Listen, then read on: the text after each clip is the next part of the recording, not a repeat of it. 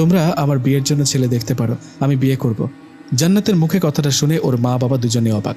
জান্নাত নিজে বিয়ে করতে চাইছে, বিয়ের মত দিয়েছে, এই সুযোগ কি হাতছাড়া করা যায়?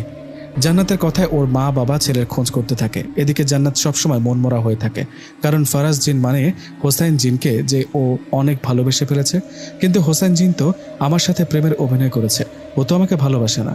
কথাটা মনে মনে ভাবতে লাগলো জান্নাত। এভাবে কাটতে থাকে সময়। 3-4 দিন পর জান্নাতের বিয়ের জন্য একটা ছেলে দেখতে আসে। ছেলেটাও দেখতে মাশাআল্লাহ বেশ ভালো। ছেলেটা জান্নাতকে দেখে পছন্দ করে। দুই পক্ষের যখন পছন্দ হয় তখন জান্নাতের সাথে ওই ছেলেটার বিয়ে ঠিক করা হয়। 3 দিন পরে ওদের বিয়ে। জান্নাত বিয়েতে রাজি হলেও ওর মন খারাপ থাকে জিনের জন্য। এভাবে জান্নাতকে সবসময় মনমরা হয়ে থাকতে দেখে ওর মা বলে, দেখ মা, এভাবে মনমরা হয়ে থাকলে কি দেখতে ভালো লাগে বল? তোর অনুমতি নিয়ে তোর বিয়ে ঠিক করলাম, এখন হাসি মুখে বিয়েটা কর। এভাবে বেশ কিছু বুঝিয়ে ওর মা চলে গেলেন। এদিকে কাটতে লাগলো সময়, এগিয়ে আসতে লাগলো বিয়ের দিন। জান্নাত এখনও প্রতিনিয়ত জিনের অপেক্ষায় থাকে। এই বুঝে জিন আসলো আর জান্নাতকে ডাক দিল, কিন্তু স্বার্থপর জিন আর আসে না। এদিকে এভাবে কেটে যায় 2টা দিন। আর একদিন পর জান্নাতের বিয়ে। বিয়ের আগের রাতে নর্মালি সবাই ঘুমিয়েছিলেন, জান্নাতও ঘুমিয়েছিলেন নিজের রুমে। কিন্তু সমস্যা হলো সকালে জান্নাতের মা ওর রুমে গিয়ে দেখেন জান্নাত রুমে নেই। আজ জান্নাতের বিয়ে আর ও রুমে নেই। জান্নাতকে রুমে না পেয়ে ওর মা জান্নাতের বাবাকে ডাকতে থাকে। ওর মায়ের ডাকে জান্নাতের বাবা এসে দেখেন জান্নাত রুমে নেই। আজ ওর বিয়ে কোথায় চলে গেল? কথাটা বলে দুজনেই জান্নাতকে ডাকতে থাকে আর খুঁজতে থাকে, কিন্তু আশপাশে কোথাও জান্নাতকে খুঁজে পাওয়া যায় না। আশেপাশে জান্নাতকে খুঁজে না পেয়ে জান্নাতের বাবা তাদের যত আত্মীয় স্বজনরা আছে সব জায়গায় খোঁজ করে, কিন্তু জান্নাতকে কোথাও পাওয়া যায় না। আর মাত্র কয়েক ঘন্টা পর জান্নাতের বিয়ে।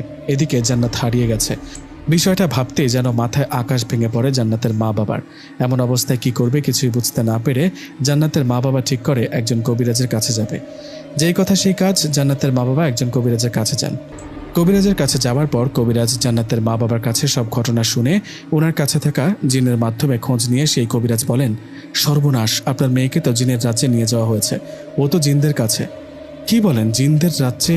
ও ওখানে গেল কিভাবে? কবিরাজ সাহেব, আপনি যেভাবেই হোক আমার মেয়েকে জিন রাজ্য থেকে ফিরিয়ে আনুন। আপনার যত টাকা লাগে আমি দেব। দেখুন, এখানে টাকা বড় কথা না। আসলে সত্যি বলতে আমি ওই জিনদের সাথে পেরে উঠবো না। আপনারা অন্য কোথাও যেতে পারেন, আর এর মাঝে ওই জিনেরা ইচ্ছাকৃতভাবে আপনার মেয়েকে ফিরিয়ে দিলে দিয়ে যাবে। কবিরাজের এমন কথায় জান্নাতের মা বাবা ব্যর্থ হয়ে বাড়িতে ফিরে গেলেন। এদিকে বিকেল হয়। যে ছেলের সাথে জান্নাতের আজ বিয়ে হওয়ার কথা, ওই ছেলের বাবার সাথে কথা বলা হয়। জান্নাতের বাবা ওই ছেলের বাবাকে পুরো ঘটনা খুলে বলে।